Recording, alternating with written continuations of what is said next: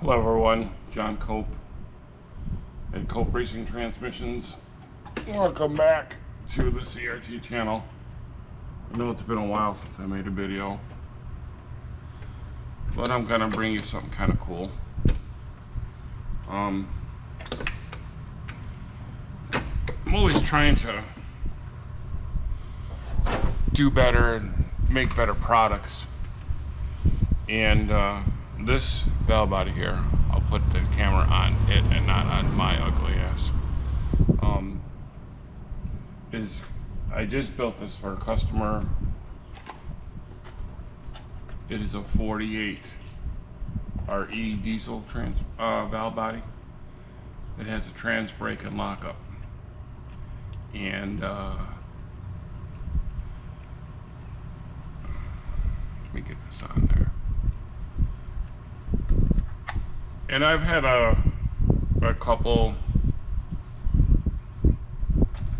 requests from customers that ask me if I could make the lockup a little bit more firmer.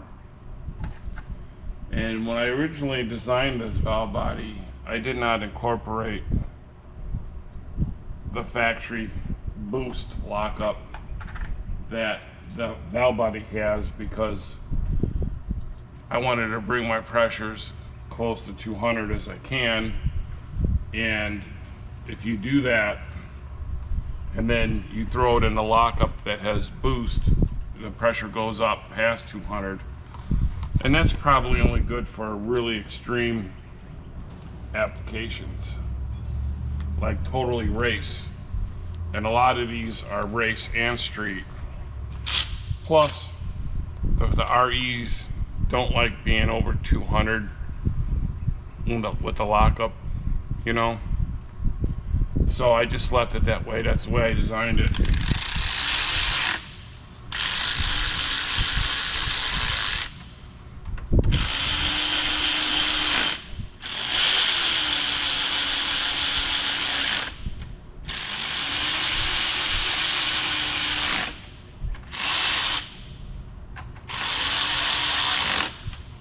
So what I thought I would do is change the design back to boost lockup, or to have a boost of pressure when you have it in lockup. I'm going to show you here on the dyno how that looks like on the gauge.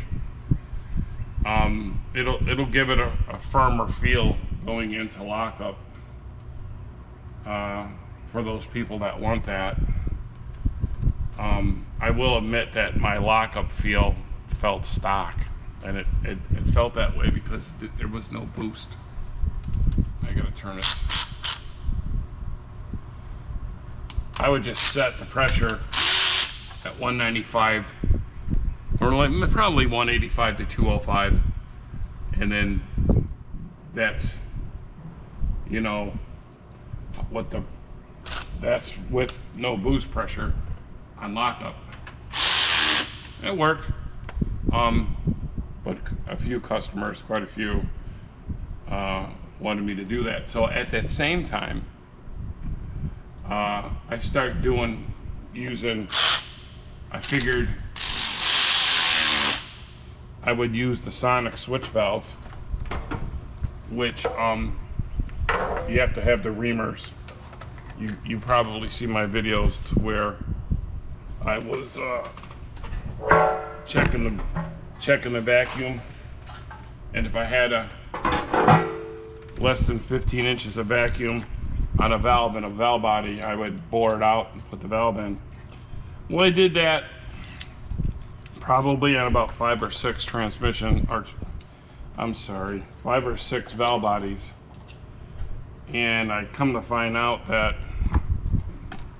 3 out of the 5, the lockup doesn't shut off unless you have a decrease in pressure. So like a downshift, or lifting the throttle for a while till the pressure settles down.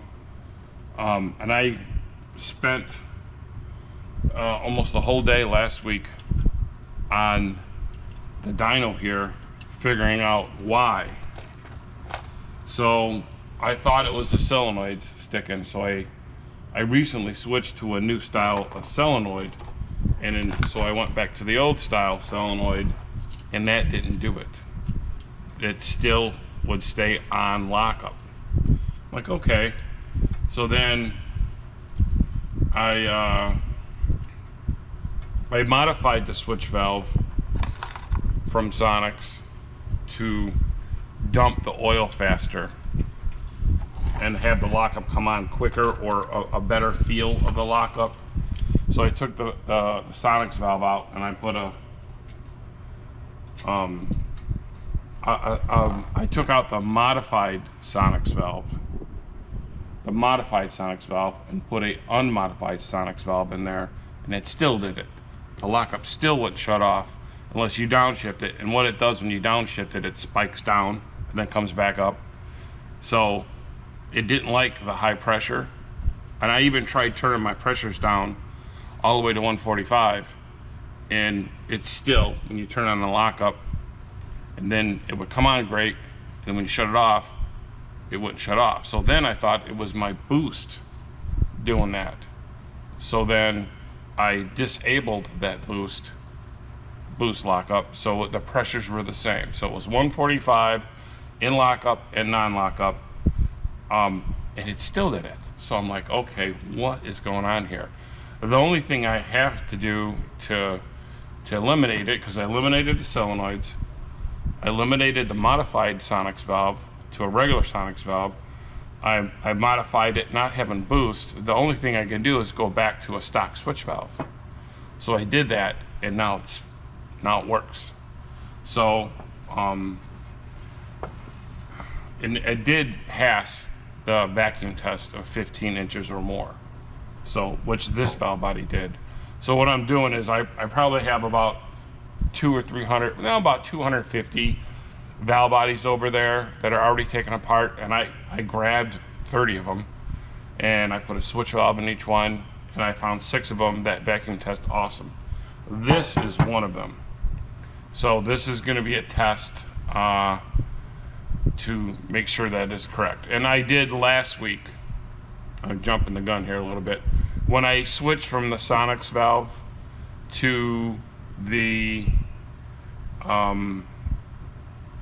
stock Chrysler switch valve and a stock bore, it lockup turned on, off, on, off, on, off, on, off very quick. So that was with no boost. Okay, that was just my regular old way. I've been doing it for years. I did crank up the pressure to 185. The lockup turns on, the lockup turns off. No boost, straight, consistent mainline pressure in and out of lockup. So this valve body I built for a customer, and I've already tested it once. I'm not going to tell you those test results, but I had to pull the valve body out and raise the pressures. So I'm hoping I'm going to be at 150 in non-lockup for all the gears, which will still make it thump really hard changing gears. And then I'm hoping for 200, maybe 205 in lockup. That way, most of these guys race in lockup. They hit second gear, they turn lockup on, so the majority of the time them going down the track, it'll be at 200. So those are, that's what I'm expecting. That's what I'm hoping. If my calculations are right, Marty, when this sucker hits 88 miles an hour. So, I thought I would actually videotape this. I should pull my camera out more often, but half the time, well, mostly all the time, I just got so much going on, I can't take the time to video. And I really do enjoy doing the video. So I'm just gonna snug this pan down.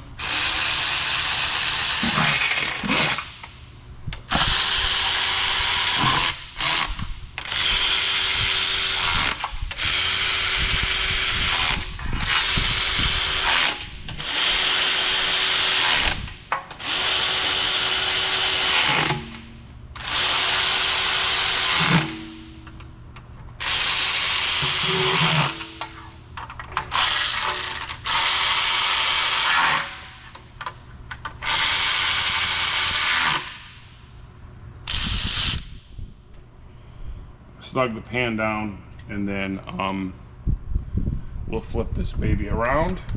See, the way this works is the transmission is plugged. I never drain any oil out of it. So as you'll see now, all the oil, you can't see, but all the oil's at the top of the transmission. And as I turn the transmission around on the dyno,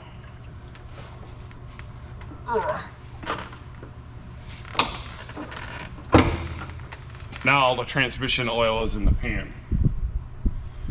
So I'm gonna hook up my electric to the solenoid. First, we're gonna test the trans brake. That's the trans brake. And the lockup is a little bit harder for you to hear. I'm not sure if you'll hear that on camera. Plus I have the fan on behind me. We'll see. When I edit this, we'll see if you can hear that or not. So,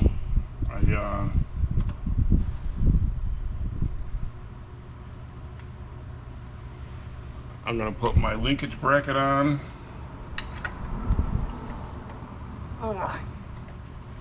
And then I'm gonna go ahead and reposition the camera so you folks at home could see the gauges. All right, if I can do this without bumping the camera. We have the low reverse servo. I want to try to get this really good for you guys.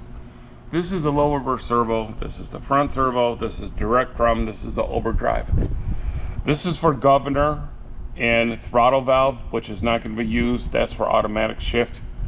Then we have this one here is cooler line pressure. And then we have the apply and the release for the torque converter. You will see the release when it's got fluid in it. It's holding the torque converter off. Then the oil comes out of the torque converter and the apply side pushes the clutch on.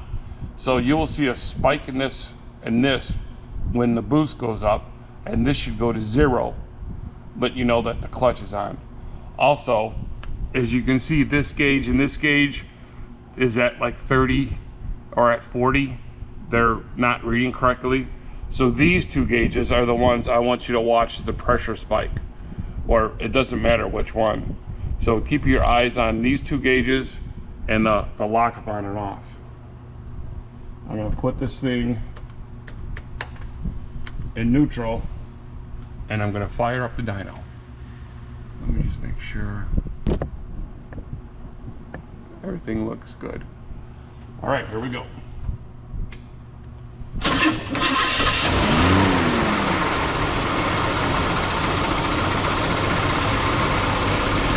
So that's first gear, and this is going to shut off, and second gear is going to come on. Now that's first gear. This is neutral. First, second, third. All right, so we got about 140 PSI without the lockup on. Watch the lockup gauges and watch the pressure go up.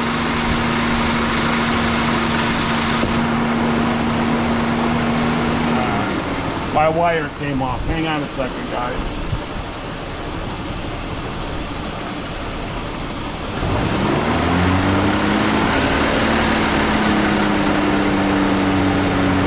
So the boost is about 175. Non-lockup, lockup. You're looking here. Now I want you to watch the apply and the release.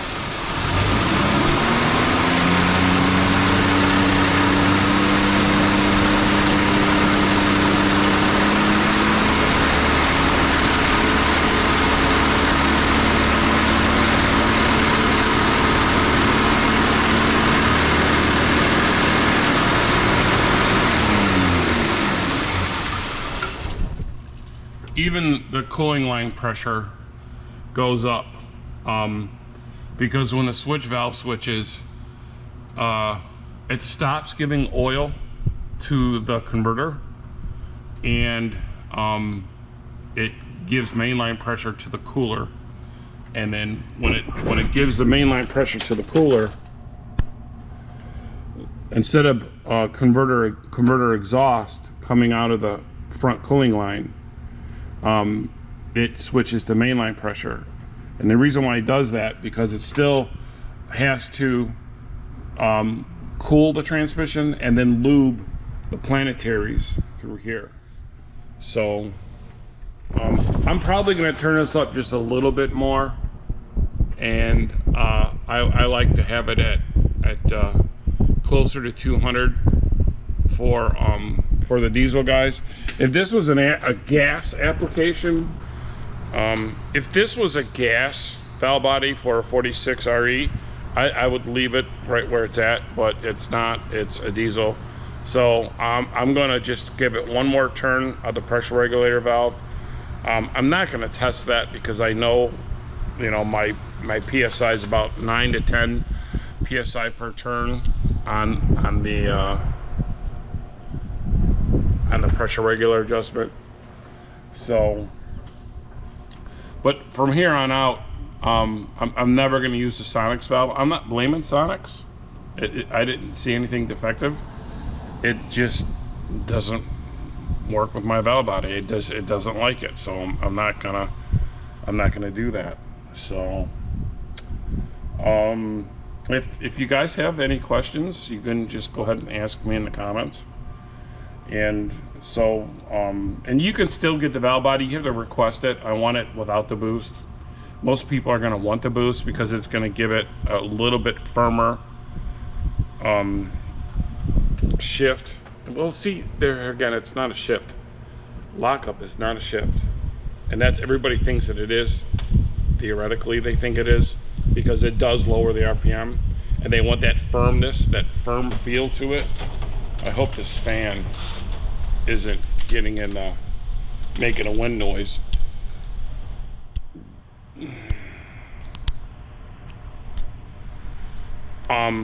Also, I've had a couple lockup concerns, and I started vacuum testing all these religiously, and that eliminated a lot of them. But I think what I'm gonna do is it's gonna be a lot of work, and I haven't made up my mind yet, but I think I'm gonna dyno test every one, just so when the customer gets the product, I know that it's perfect. Because there's a lot of times where they get the product and they're like, there's no lockup, and then, you know, that could be the converter, that could be the input shaft.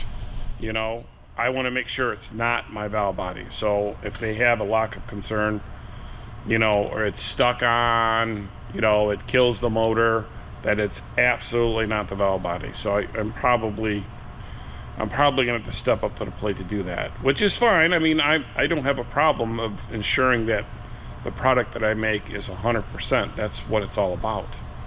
So, all right, well, that's gonna be a short video for today.